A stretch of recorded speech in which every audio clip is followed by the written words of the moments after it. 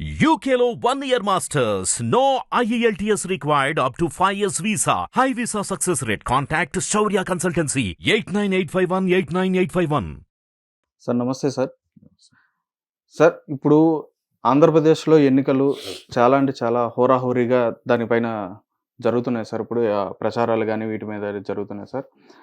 ఇప్పుడు చూసుకుంటే రీసెంట్గా ఒక 6 months నుంచి దాదాపు 6 months బ్యాక్ అయితే ఆ వైఎస్ఆర్సీపీ పక్కా వస్తుందని చెప్పని ప్రతి చోట కూడా వినిపించింది. కానీ ఈ అంచనాలన్నీ కూడా ఇప్పుడు తారుమారయ్యే విధంగా ఈరోజు చాలామందిని ఎంతమంది ప్రముఖులను అడిగినా కానీ చాలామంది ఏమంటున్నారంటే చెప్పలేమని చెప్పనే క్వశ్చన్ మార్క్ అయితే ఇవ్వడం జరుగుతుంది. దానిపైన మీ ఉద్దేశం ఏంటి సార్? ఎలా ఉండబోతుంది? చెప్పలేమనేది చాలా ఎక్కువగానే ఉంది, వినపడుతుంది.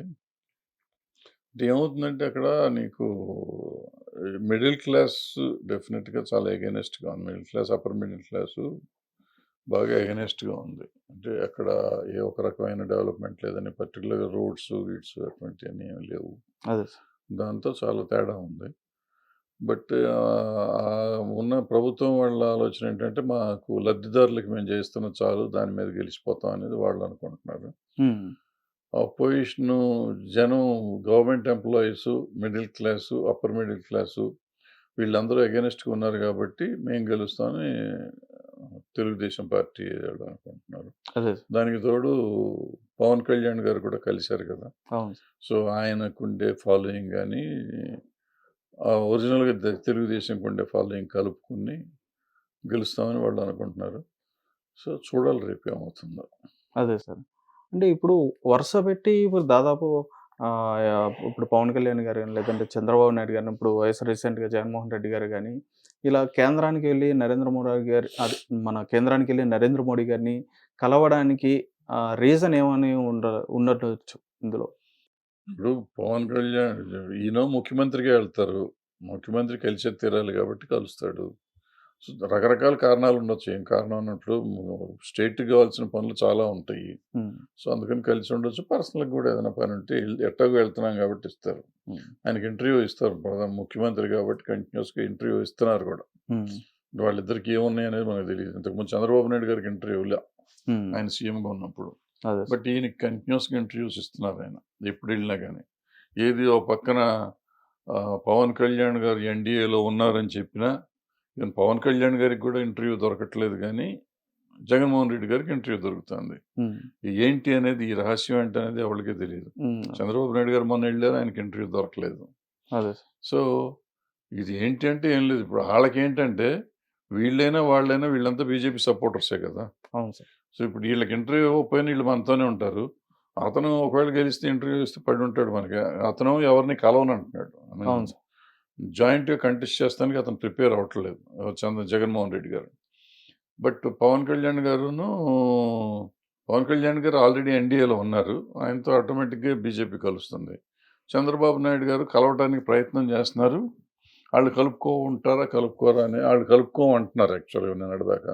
అదే ఇప్పుడు కలుపుకోరా ఆయన వెళ్ళి ఇంటర్వ్యూ కోసం ట్రై చేస్తే మరి మొన్న ఆయనైతే కలిసి నడ్డా గారును హోమ్ మినిస్టర్ అమిత్ షా గారు కలిసారు. పిఎం గారు అయితే కలవలేదు.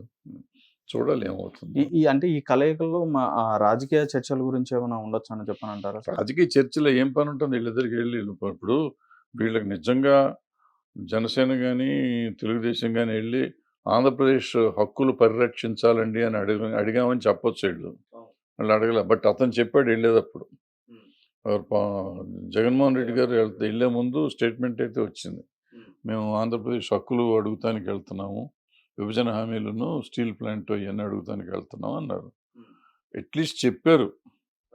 వీళ్ళు అది కూడా చెప్పట్లా. వీళ్ళు దాని గురించే మాట్లాడతలేదు.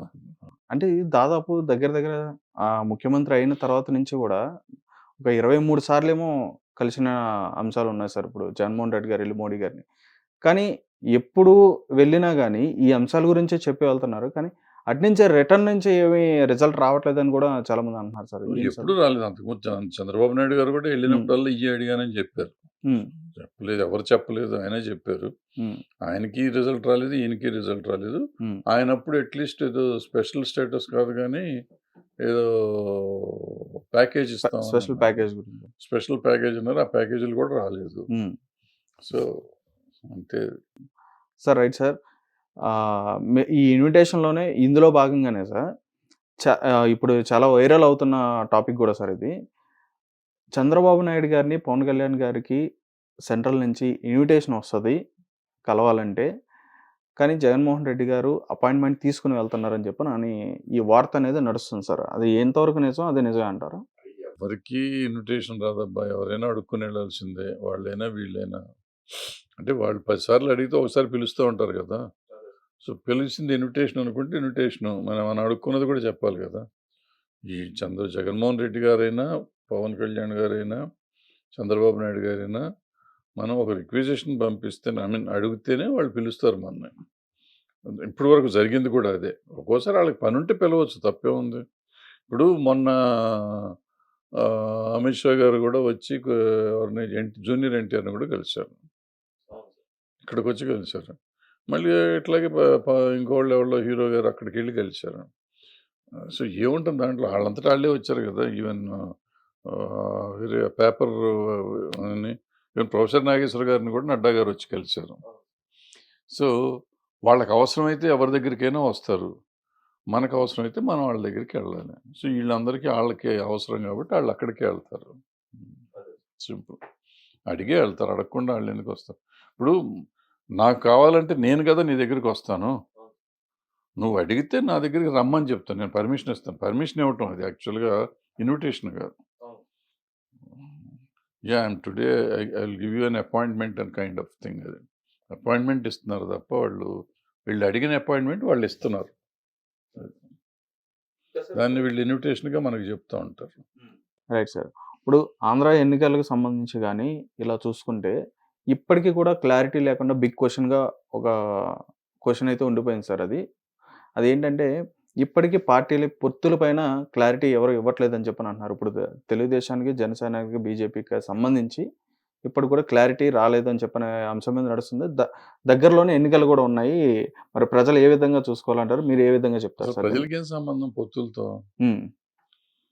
ప్రజలు ఓటేసేది ఒక పార్టీకో లేకపోతే ఒక నాయకుడిని చూసి వేస్తారు. హ్మ్. రేపు పొత్తులు పెట్టుకుంటే ఆ పార్టీకి ఎయ్యాలా వద్దని ఆలోచిస్తారు. పొత్తులు పెట్టుకున్న ఆ కాంబినేషన్‌కి ఎయ్యాలా వద్దా అని ఆలోచిస్తారు. పొత్తు వచ్చేదాకా ఆగొచ్చు కదా! మనకి హడావిడిగా ప్రజలందరూ నోరు తెరుచుకుని కలవండో లేకపోతే విడిపోండో లేకపోతే మీకు ఓటేద్దామని ఆత్రపడుతున్నారు ఇక్కడ ఎవడన్నా. అదే సార్. ఇప్పుడు మన సినిమాలకు కూడా అంతే కదా! మీరు సినిమా తీయండి అని ఎవడన్నా అడుగుతాడా మనని? ఎలక్షన్ ఉంటేనే తలకాయ నొప్పి వీళ్ళని న్యూసెన్స్ అనుకుంటా ఉన్న రోజుల్లో హ్మ్. ఆ ఎలక్షన్ ఎప్పుడైతే అప్పుడు అవుతుంది. అయినప్పుడు ఆళ్ళు పొత్తు పెట్టుకుంటే ఓటేస్తారు. పొత్తుకోబెట్టుకోరు. ఒక ఇండివిడ్యువల్‌గా ఎవళ్ళకి పడితే ఆళ్ళకేస్తారు. హ్మ్. సో, అంతే తప్ప ఆళ్ళు పొత్తయిందా లేదా? పొత్తుందా లేదా? రోజు మనకెందుకండి? పొత్తుంటే పెంటుంది. అదే సార్. ఇప్పుడు ఇందులో ఈ రాజకీయ నాయకులకు ఒక సిద్ధాంతాలతో కలుస్తున్నారంటే నిజంగా అనుకోవాలి. ఎవ్వడికి ఏ సిద్ధాంతం లేదు. హ్మ్. ఈ సిద్ధాంతం లేకుండా ఉండేవాళ్ళని పొత్తు ఉంటే ఏంటి? లేకపోతే ఏంటి? ఓ ధర్మం ఒక మాట మీద నిలకడ ఉండాలి. ఒక మాట నమ్మకం మంచి మాట మీద ఉండాలి. ఆ మాట మీదే లేనప్పుడు ఇప్పుడు వాళ్ళు కలిస్తే ఏంటి? కలవకపోతే ఏంటి? మనం ఓటు ఎవరికెయ్యాలనుకుంటామో వాళ్ళకేస్తాం. హ్మ్. ఇవాళ సింపుల్ అమ్మా. సార్. రేపు ఆంధ్ర ఎలక్షన్ వరకు ఏంటంటే నాకు జగన్మోహన్ రెడ్డి కావాలా? వద్దా? ఓటరు ఇవాళున్న ప్రశ్న ఒకటే. అవును. జగన్మోహన్ రెడ్డి కావాలంటే కొంతమంది ఓటేస్తారు. జగన్మోహన్ రెడ్డి వద్దనుకున్న వాళ్ళంతా అటేస్తారు. హ్మ్. వాళ్ళు కలిసి ఉంటారా? విడిపోయి ఉంటారా? అనేది వేరే సంగతి. కలిసి ఉన్నా అన్నే ఓట్లు పడతాయి. విడిపోయినా అన్నే ఓట్లు పడతాయి. అదే సార్. విడిపోయారనుకోండి ఒక్కో పార్టీకి అన్ని ఓట్లు పడతాయి. కలిసి ఉన్నారనుకోండి అన్ని కలిపి గంప కొత్తగా పడతాయి అంతే. హ్మ్. అది దానికి ఎందుకు కంగారు పడతారు? ప్రజలెందుకు కంగారు పడతారు? హ్మ్. మనం ఏంటంటే ఇదిగో ఈ చర్చలు గంటలు గంటలు నడిపిస్తానికి మాట్లాడుకోవటం తప్ప దానికి ప్రజలకేం ఇంట్రెస్ట్ లేదు దీని మీద. అదే సార్. అంటే ఆ పార్టీస్‌లో ఉండే కార్యకర్తలకు కొంత ఇంట్రెస్ట్ ఉంటుంది. హ్మ్. వాళ్ళకి గెలిస్తే ఈళ్ళుంటే గెలుస్తాం అనుకునేవాళ్ళు కొంతమంది. ఈళ్ళుంటే మాకు దరిద్రం పడుతుందని కొంతమంది. ఈ 2 రకాలు ఉంటారు. ప్రతి పార్టీలోను. అదే సార్. సో, వాళ్ళకి కలిసారా లేదా టెన్షన్ ఉంటుంది. మనకేం టెన్షను? మామూలు ప్రజలకేం tension? Super. Sir right sir. 2025లో ఎలక్షన్‌ల తర్వాత 2025లో ఆంధ్రప్రదేశ్‌కి అంటే ఇక్కడి నుంచి ఇండస్ట్రీ రాబోతుందని చెప్పని పేర్ని నాని గారు వ్యాఖ్యానించారు. దానిపైన మీ ఉద్దేశ్యం ఏంటి సార్? అంటే ఇండస్ట్రీ ఇక్కడి నుంచి తరలి అక్కడికి వెళ్ళిపోద్దని చెప్పని అనుకోవచ్చు. అంటే, అంటే ఆయనకి తరలి వెళ్ళిపోవటం అంటే అవగాహన ఉండకపోవచ్చు. హ్మ్. తరలి వెళ్ళిపోవటం అంటే ఒక వ్యక్తి వెళ్ళటం, ఇద్దరు వెళ్ళటం. ఒకసారి ఎన్టీ రామారావు గారు ఇక్కడ ఫస్టు బ్రహ్మానంద చిత్రపురి అని ఇక్కడ మనకి ఇప్పుడు ఆటోనగర్ ఉంది కదా, ఎల్బీ అవును సార్. నగర్ అవతల. అవును. అక్కడ అప్పుడు స్టూడియోలు కడదాం అనుకున్నారు. ఒరిజినల్గా ఇప్పుడు ఫిల్మ్ నగర్ అక్కడ ఉండాలి. ఓకే. దాన్ని బ్రహ్మానంద చిత్రపురి అన్నారు. బ్రహ్మానంద చిత్రపురి. ఓకే. ఓపెనింగ్ పెడితే ఎన్టీ రామారావు గారు అందులో ఆ రోజు మాట్లాడుతూ, ఎన్టీ రామారావు, నాగేశ్వర సావిత్రి గారు అందరూ వచ్చారు. రామారావు మాట్లాడుతూ, ఏ ఒక్క నటుడు, ఏ ఒక్క నటి పరిశ్రమను తరలించలేదు. హ్మ్. అట్లాగే పేర్నాని గారికి ఆ ఎన్టీ రామారావు గారు చెప్పింది క్లిప్పింగ్ దొరికితే వేసి చూపిస్తే సరిపోదు. హ్మ్. నేను చెప్పొచ్చేది ఏంటంటే, సార్. మరి ఆయన ఏ ఉద్దేశంతో చెప్పారో నాకు తెలీదు. మనం సడన్‌గా ఓవర్ నైట్ షిఫ్టింగ్ ఇదేం లేదు. పెట్టెలో సర్దుకొని తీసుకెళ్ళి బ్రీఫ్ కేస్ అక్కడ పెడతానికి కుదరదు. ఇక్కడ ఎస్టాబ్లిష్ అయిపోయి హీరోలు కొంతమంది ఉన్నారు. స్టూడియోలు ఉన్నాయి. ఇన్‌ఫ్రాస్ట్రక్చర్ ఉంది. ఓవర్ నైట్ ఇన్‌ఫ్రాస్ట్రక్చర్ అక్కడ తీసుకెళ్ళే అవకాశం లేదు. అవును సార్. గవర్నమెంట్ ఏం ప్రొవైడ్ చేయదు అక్కడ. ఇప్పుడు హ్మ్. మొదలెడతానికి ఇంతవరకు మొదలెట్ల.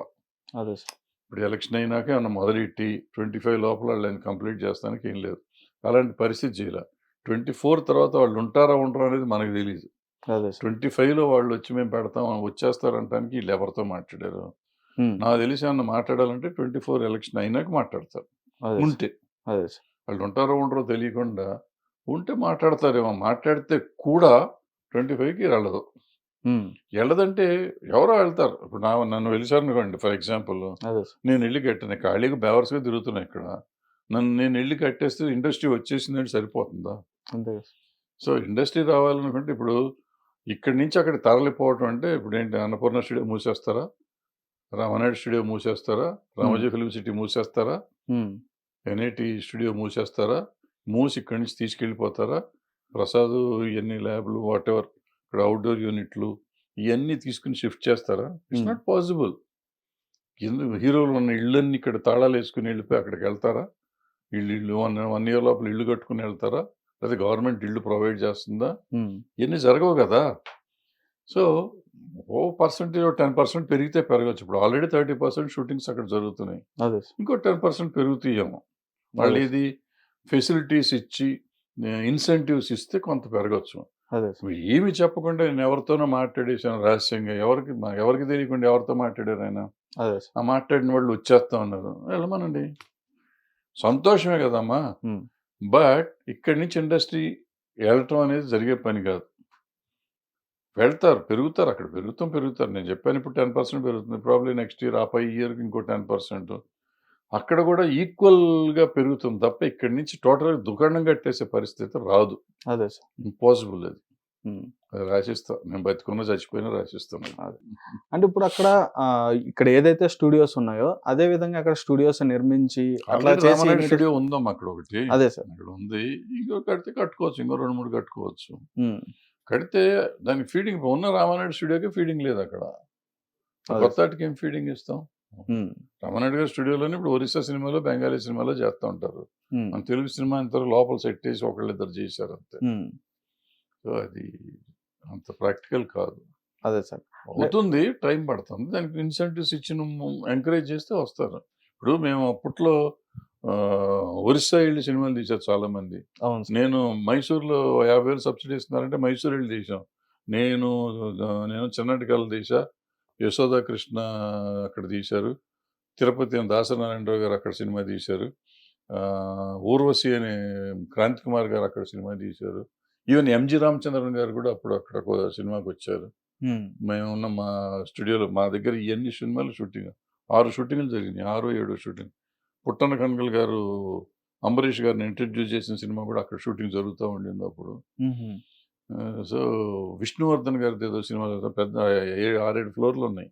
అదే సార్. అక్కడ అది ప్రీమియర్ స్టూడియోస్‌లో. సో, అక్కడ ఉండి షూటింగులు చేసాం మేమందరం. అక్కడ డబ్బులిచ్చారంటే అక్కడికెళ్ళాం. అట్లాగే ఇక్కడికిస్తే ఎళ్తారు. రారు అనేదేం లేదు. ఎళ్తారు. బట్ దానికి నువ్విచ్చే ఇన్సెంటివ్ ఇవాళ కాస్ట్ ఆఫ్ ప్రొడక్షన్ ఎంత పెరిగిపోయిందంటే నువ్విచ్చే ఇన్సెంటివ్ చాలదు. కోట్లలో ఇన్సెంటివ్స్ ఇవ్వరు. అవును సార్. పూర్వకాలం మాకు ఏంటంటే మేము 50,000 ఇస్తే ఎందుకెళ్ళేవాళ్ళంటే 4,00,000, 5,00,000 సినిమా అయిపోయేది. హ్మ్. 50,000 ఇస్ పెద్ద అమౌంట్ ఆ రోజున. అవును సార్. ఇవాళ సినిమా ఒక్కోటి మినిమమ్ 5,00,00,000, 10,00,00,000 మినిమమ్ అవుతుంది. 10,00,00,000కి నువ్వు ఎన్ని కోట్లు ఇవ్వగలవు? నువ్వు 10,00,000 ఇచ్చాను. 10,00,000 is not a big amount. రారెవరు. అవును సార్. నువ్వు 4 కోట్లు ఇవ్వగలవా? ఇవ్వలేవు. ఏ గవర్నమెంట్ ఇవ్వదు. ఎందుకంటే ఏ గవర్నమెంట్‌కి ఎంటర్‌టైన్‌మెంట్ దీని గవర్నమెంట్ ఐ మీన్ సినిమాల మీద నుంచి అంత రెవెన్యూ లేదు. అవును సార్. తెలంగాణ గవర్నమెంట్‌కి గాని, ఆంధ్ర గవర్నమెంట్‌కి గాని. నీకొచ్చే రెవెన్యూ అంతా ఇప్పుడు మనం ఎంత చెప్తున్నాం 4,000 కోట్లు అనుకుందాం కొంచెంసేపు. ఆ! ఇక్కడో 2,000 కోట్లు, అక్కడో 2,000 కోట్లు. 2,000 కోట్లు 18% నీకు జీఎస్టీ. 18లో 9% మనకొచ్చేది. Okay sir.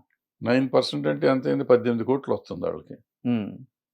18 కోట్లో 180 కోట్లో ఏదో వాటెవర్ ఒక్కో గవర్నమెంట్‌కి.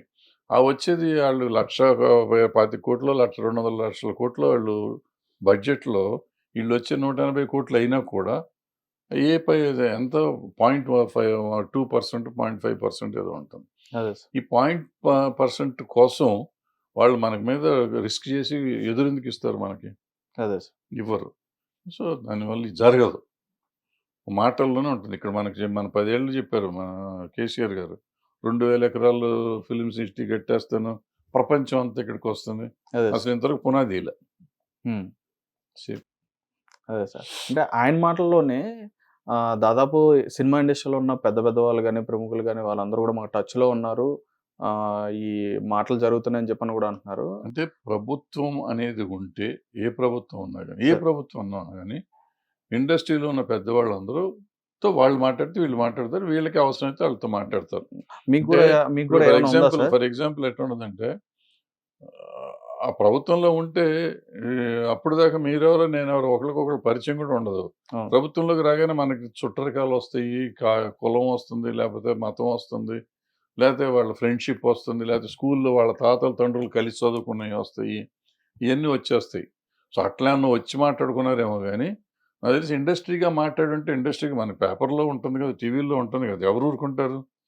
వాళ్ళు ఇండస్ట్రీతో మాట్లాడామంటున్నారు. నిజంగా మాట్లాడుంటే మన మీడియాలో ఉండాలిగా. ఏదో ఒక మీడియాలో, సోషల్ అదే సార్. మీడియాలో. అట్‌లీస్ట్ వాళ్ళ మీడియాలో అన్నా ఉండాలిగా. మేము పలానా వాళ్ళతో వాళ్ళే చెప్తారు కదా! మనం చెప్పక్కర్లా.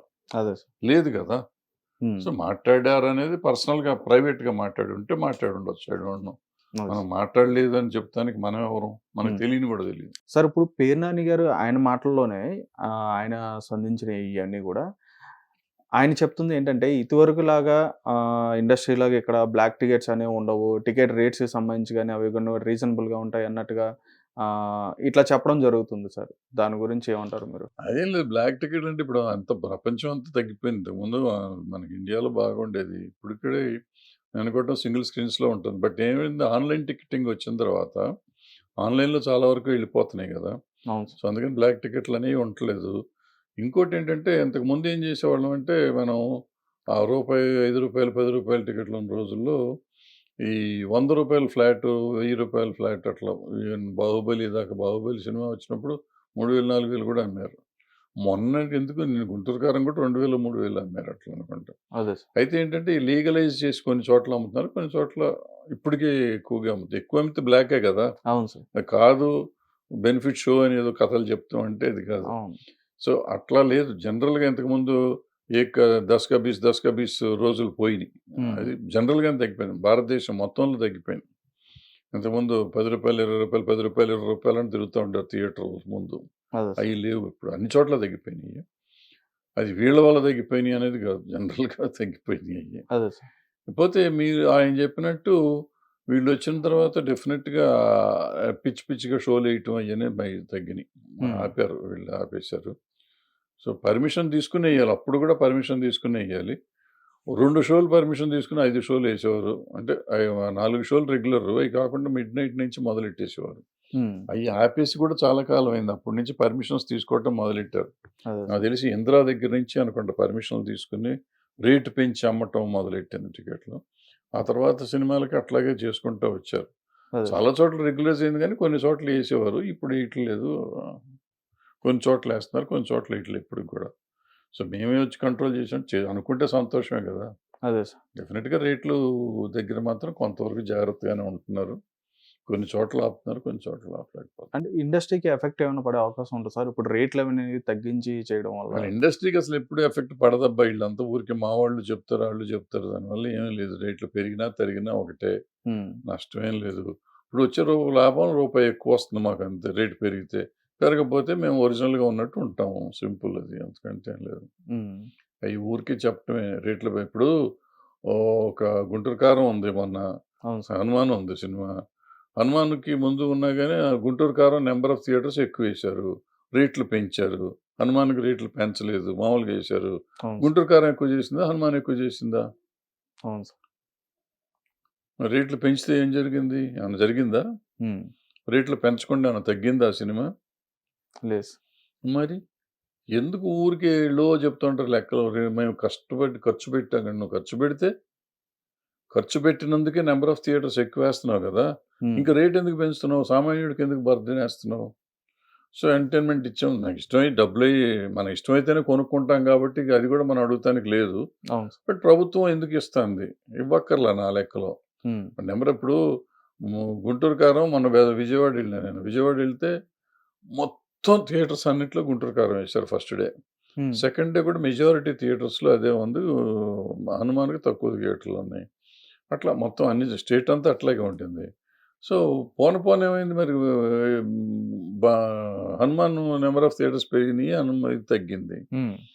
సో, రేట్ పెంచినందువల్ల ఏంటి కొంచెం ఎక్కువ కనపడింది. మొదటి 3 రోజులు దాని రెవెన్యూ ఎక్కువ కనపడింది. హ్మ్. నాలుగో రోజు, ఐదో రోజు చూస్తే అదే ఎక్కువుంది. ఇది తగ్గిపోయింది గదా! అవును. రేట్ అది తక్కువున్నా, ఇది పెంచినా గాని దాని రేంజ్‌కి రాలా. అవును సార్. సో, 'ఆదిపురుష్'కి రేట్లు పెంచారు. మరి 'ఆదిపురుష్' ఏది రికార్డ్‌లో ఏమన్నా చేసిందా? లేదు సార్. చేయలే. సో, సినిమాలో కంటెంట్ ఉండాలి. నువ్వు నంబర్ ఆఫ్ థియేటర్స్ ఏస్తావు కాబట్టి నీకు డబ్బులొస్తాయి. లేపోయినా గాని ఇదిగో ఇదొచ్చింది.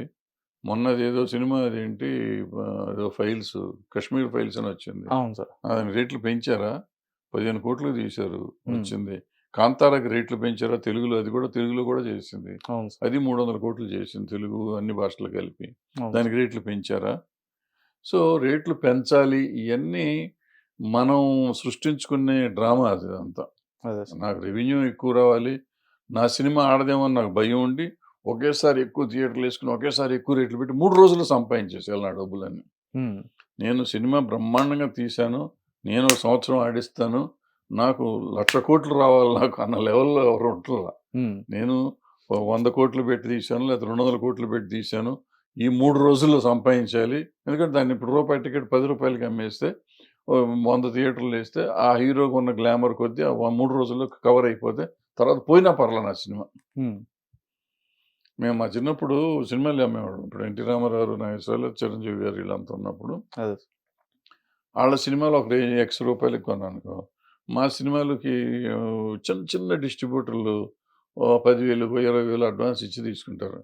వాళ్ళ ఇంట్రెస్ట్ ఏంటంటే ఆళ్ళ రూ. 10,000 ఇచ్చిందో, 20,000 ఇచ్చిందో అడ్వాన్సు. వాళ్ళు ఇచ్చిన పోస్టర్‌లు, ఆ చిన్న 2, 3 థియేటర్‌లు యేసుకొని ఆళ్ళ 10,000 వచ్చేస్తే ఆళ్ళు హ్యాపీ.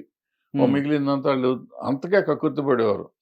వాళ్ళకి 'శంకరాభరణం' ఇచ్చినా, 'బాహుబలి' ఇచ్చినా 10,000 ఆళ్ళకి. హ్మ్. ముఖ్యం. అంతే తప్ప, అయ్యో! ఇది 'శంకరాభరణం' అవుతుంది. ఇది 'బాహుబలి' అయిపోతుంది. ఇక్కడ నేను ఇన్ని లక్షల కోట్లు సంపాదించొచ్చు అనుకోరు. నా 10,000 రూ. 10,000కి 10,000 సరిపడా మార్కెట్ చేద్దాం. సో, అట్లా కాకుండా మనం ఎంతకైనా గాని సూపర్ హిట్ సినిమా తీద్దాం అనుకునే ప్రయత్నం చేస్తే, ఈ రేట్లు పెంచటాలు ఇయన్నీ అక్కర్లా. డెఫినిట్‌గా ఆడే సినిమాకి థియేటర్‌లన్నీ వస్తాయి. అదే ఆ సార్. థియేటర్‌లన్నీ వచ్చినప్పుడు ఈడు సరిగ్గా చేసుకుంటే డబ్బులొస్తాయి. Okay sir. సో, సార్ ఇయన్నీ ఒట్టి మాటలనమాట. నాదొక డౌట్ ఉంది సార్. ఎప్పటినుంచో మిమ్మల్ని అడగాలని చెప్పని. ఇప్పుడు సినిమా ఇండస్ట్రీలో 3 రోజుల్లో పెట్టిన కలెక్షన్ వచ్చేస్తే సూపర్ హిట్ అంటారా? లేదంటే 100 డేస్ ఆడితే సూపర్ హిట్ అంటారా సార్ అసలిప్పుడు? ఇండస్ట్రీ వాళ్ళెవరబ్బా హిట్టు, ఫట్టు అంటానికి? ప్రజలు చెప్పాలి గదా! సినిమా ఆడితే హిట్టు, ఆడపోతే ఫట్టు. అదే ఎన్టీ సార్. రామారావు ఎప్పుడో చెప్పారు. Every successful film is a hit film. ఇప్పుడు పెద్ద సినిమా కూడా. సినిమా అనేది పెద్ద, చిన్న సినిమా ఉండదు. అదే సార్. ఆడిన సినిమాల్లో పెద్ద సినిమా, పోయిన సినిమాల్లో చిన్న సినిమా అంతే. అంటే సింపుల్. అంటే ఇగ అంటే గతంలో 100 డేస్ ఆగితే ఆ సినిమా ఆడేది అని చెప్పని ఉండేది కదా అవును. సార్. అవును. ఆడేయి సినిమాలు. అవి ఇప్పుడు ఇప్పుడు లేవు కదా! ఆడలేవు.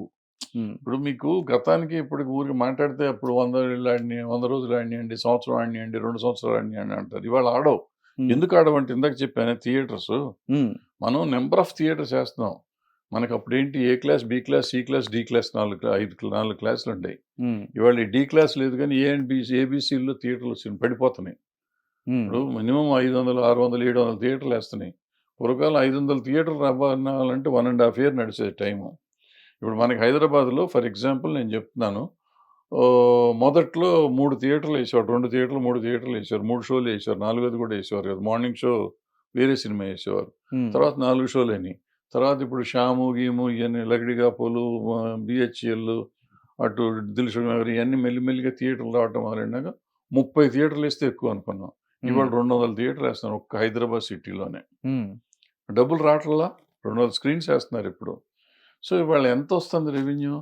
ఇప్పుడు ఇంతకుముందు ఏం చేసేవాళ్ళం మేము ఇక్కడి నుంచి మేము లకిడికాపులు వెళ్ళి సినిమా చూసేవాళ్ళం అమీర్పేట నుంచి. ఇవాళ అమీర్పేటలో నాకు 4 థియేటర్లు ఉన్నాయి. ఈ అమీర్పేటలోనే ఉంటున్నాడు, లకిడికాపుల్లో ఉంటున్నాడు, హ్యాబిట్స్లో ఉంటున్నాడు, అదే దిల్ష్ నగర్లో ఉంటున్నాడు, ఈసీఎల్లో ఉంటున్నాడు. ఎక్కడోళ్ళు అక్కడే చూస్తున్నారు. అదే అంతకుముందు అందరం ఒక హ్యాబిట్సో, కోటియో, సికింద్రాబాద్ వచ్చి చూడాల్సి వచ్చేది. అదే సార్. అందుకని నీకు రన్ వస్తూ ఉండేది. ఇప్పుడు ఏ ఊరికి ఆ ఊరు అయిపోయేసరికి నీ ఫుట్ ఫాల్స్ లెక్క. ఉమ్, ఫుట్ ఫాల్ వేసుకో, ఓ 2 ఇయర్స్ 1 ఇయర్ నడిచిన సినిమా ఫుట్ ఫాల్ తీసుకో, 1 వీక్ నడిచిన సినిమా ఫుట్ ఫాల్ తీసుకో, నీకు అంతే ఉంటుంది. ఉమ్, 1 ఇయర్ నడిచినా నీకు 400 థియేటర్లే నడుస్తాయి. 1 వీక్ నడిచినా 400 థియేటర్లు, 500 థియేటర్లు నడుస్తున్నాయి. అయిపోయింది కదా, డబ్బులు వచ్చేసినాయి కదా నీకు. అదే సో మనుషులు అంతే చూశారు కదా. అందుకని నీకు 100 రోజులు రన్ రాదు ఇప్పుడు, కష్టం. ఉమ్, అన్లెస్ అది ఏదో చెప్పలేం మిరాక్లస్ సినిమా అయితే తప్ప. ఉమ్. ఈ మధ్యకాలంలో ఏమైనా రావచ్చు అనుకోవచ్చా సార్ మరి అలాంటి సినిమాలు నాకు తెలిసి రాదు. ఇప్పుడున్న ఈ సినిమాల్ని ఛాన్సే ఉద్దేశించి? లేదు, అవకాశం లేదు. ఉమ్, ఇప్పుడు మనం చూసాం హైయెస్ట్ రెవెన్యూ వచ్చిన 'బాహుబలి 1 and 2' చూసాం. అవి కూడా 50 రోజులు అయిపోయినాక తగ్గిపోయినాయి కదా. ఉమ్, అవి కూడా 50 రోజుల దాకా వెళ్ళినాయి బాగానే. కష్టం. ఉమ్. Okay sir, right sir. Sir ఇప్పుడు ఈ ఏపీలో మొన్న రీసెంట్గా నారా లోకేష్ గారు చేసిన వ్యాఖ్యలు సార్ ఇవి. శంకర్రావుని స్టార్ట్ చేసి అందులో మాట్లాడిన మాటలు ఇవి. సొంత చెల్లికి సెక్యూరిటీ ఇవ్వలేని వారు రేపు రాష్ట్రాన్ని ఏ విధంగా కాపాడతారని చెప్పనే అంశం అయితే ఆయన మాట్లాడడం జరిగింది. దానిపైన మీ ఉద్దేశం ఏంటో? సెక్యూరిటీ ఏంటి? ఆవిడకి సెక్యూరిటీ ఎందుకు? షర్మిల గారికి అంటే ఆమె పైన ఇప్పుడు ఏమైనా దాడులు జరుగుతాయి అని చెప్పని ఆ ఉద్దేశంతో ఆమె సెక్యూరిటీని కూడా కోరడం జరిగింది కదా సార్. అసలు నాకు ఐ డోంట్ బిలీవ్ రాష్ట్రం. In the security. అసలు ఫస్ట్ పాయింట్, నువ్వు రాజకీయాల్లోకి వచ్చినప్పుడు ఉమ్, నువ్వు ప్రజలకు సేవ చేస్తానికి వచ్చావు. నిన్ను నువ్వు కాపాడుకుని లేని దాని మగైనా ఆడైనా ఉమ్, ఎవరైనా, నేను ఈవెన్ జగన్మోహన్ రెడ్డి గారిని, చంద్రబాబు నాయుడు గారిని, పవన్ కళ్యాణ్ గారిని కూడా చాలాసార్లు నా ఇంటర్వ్యూస్లో నేను చెప్పాను, వీళ్ళకి ఎందుకు సెక్యూరిటీ అడుగుతున్నారు, వీళ్ళకి భయం ఏంటి? ఉమ్, వీళ్ళు ఇంతకుముందు ప్రజల్లో తిరిగారు. ఇవాళ కేసీఆర్ గారు నిన్నటిదాకా ఎంత సెక్యూరిటీ ఉంది, వీళ్ళు బయట తిరుగుతున్నారు అనుకో, చంపేశారా? ఉమ్, నిన్నటిదాకా ప్రజల్లో తిరిగిన జగన్మోహన్ రెడ్డి గారు మామూలుగా పబ్లిక్లోకి వెళ్ళాను, వాళ్ళు ఎందుకు మొత్తం పరదాలు కట్టుకునో లేకపోతే 100 కార్లు పెట్టుకుని వెళ్తారు? ఉమ్, చంద్రబాబు నాయుడు గారు ఈ రోజు కూడా 100 కార్లు పెట్టుకుని సెక్యూరిటీ జామర్లు గీమర్లు పెట్టుకుని ఎందుకు వెళ్తారు? ఉమ్, ఎందుకు వీళ్ళకి ఈ భయం?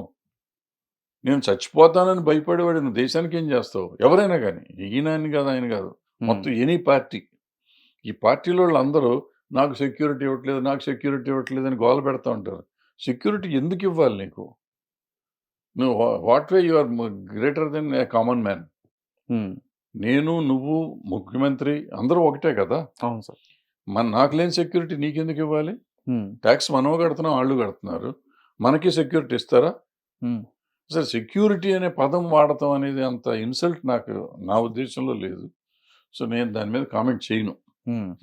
ఇప్పుడు చాలామంది టీడీపీ పార్టీలోకి జాయిన్ అవుతున్నారు, వస్తున్నారని చెప్పని అక్కడ ఉన్న క్యాడర్ కానీ వీరందరూ కూడా చెప్తున్నారు. అంటే ఇప్పుడు చేంజ్ అయిపోతున్నారని చెప్పని అంటున్నారు.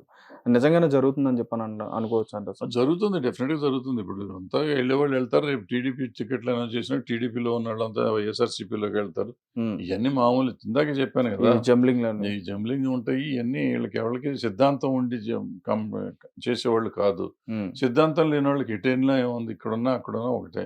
వాళ్ళకి అధికారం కావాలి. ఇక్కడ అధికారం వస్తుందంటే ఇక్కడ ఉంటారు, అక్కడ అధికారం వస్తుందంటే అక్కడ ఉంటారు.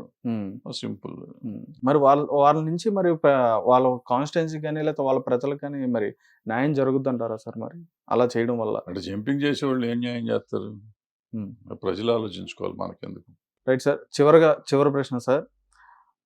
ఇప్పుడు మళ్ళీ వైఎస్ఆర్సీపీ మేము గెలిస్తే మీకు ఇంకా ఉచిత పథకాలని అందిస్తాం, ఇంకా మంచి మంచి స్కీమ్స్ అందిస్తామని చెప్పని వారు చెప్పడం జరుగుతుంది. నిజంగా వీరు గెలిస్తే ఇంకా పెంచే అవకాశం ఉందని చెప్పని అంటారా ఈ స్కీమ్స్ అన్నిటిని? ఏమో ఉంటుందేమో, మనకేం తెలుసు, చూద్దాం. ఐడియా లేదు. ఎందుకంటే నా డౌట్ ఏంటి సార్, 99% మేము ఇచ్చిన హామీలన్నీ కూడా నెరవేర్చామని చెప్పని వారు అంటున్నారు. 99% పూర్తయిన తర్వాత కూడా ఇంకా ఇవ్వాల్సింది ఏమైనా ఉందా ప్రజలకి? అంటే ఇప్పుడు పోలవరం కంప్లీట్ చేయలేదమ్మా. రాజధాని కంప్లీట్ చేయలేదమ్మా. ఉమ్, విభజన హామీలు ఉన్నాయమ్మా. అయన్నీ చేయాలమ్మా. ఉమ్, ఈ మిగిలినయి అట్లా ఉంచినా గానీ, ఇయన్నీ ఫ్యూచర్ కోసం కావాల్సినయి. ఓ ఉమ్, రాజధాని అనేది కావాలి. చిన్నదో, పెద్దో కావాలి. ఉమ్, అట్లాగే పోలవరం వస్తే అక్కడ స ఆంధ్ర అంతా సస్యశ్యామలం అవుతుంది ఆల్మోస్ట్. అవును సార్. కొన్ని వేల లక్షల ఎకరాల్లో ఇంకా లక్షల ఎకరాల వరకు. సాగులోకి అవును వస్తుంది. సార్. సో, అది కావాలి. విభజన హామీలు ఇస్తే కొంతమందికి ఉపాధి దొరుకుతుంది. అది కావాలి. ఇయన్నీ సాధించాలి గదా! ఉమ్, అయన్నీ గూడా జేయాలి. కొత్తగా మీకు స్కీములు ఇస్తారా ఎవరో గాని ఈ 3 జెయ్యాలి. ఉమ్, ఎవరైనా జేయాలి. ఉమ్, ఏ ప్రభుత్వం వచ్చినా ఈ నేను అడిగిన 3 ప్లస్ స్టీల్ ప్లాంట్ ఎత్తుకెళ్ళిపోతా ఉంటున్నారు. దాన్ని కూడా కాపాడుకోవాలి. ఉమ్, వీటిని కాపాడుతూ వీళ్ళు ఆల్రెడీ ఇప్పుడు పెట్టిన స్కీములు పెట్టి ఇప్పుడు చంద్రబాబు నాయుడు గారు ఇంకొంచెం కొత్తవి పెడతానంటున్నారు గదా! అవును సార్. అవును. అయి గూడా పెడుతూ ఉమ్, ఈ 4 కాపాడాలి. మరి ఎవరు కాపాడితే వాళ్ళు బావుంటుంది. అదే sir. Right sir. Chandrababu Naidu గారు పెడుతున్న అంటే ఇంకా ఎక్స్ట్రాగా ఆయన చేస్తానని కూడా వాళ్ళ హామీలు కూడా వాళ్ళు ఇవ్వడం జరుగుతుంది.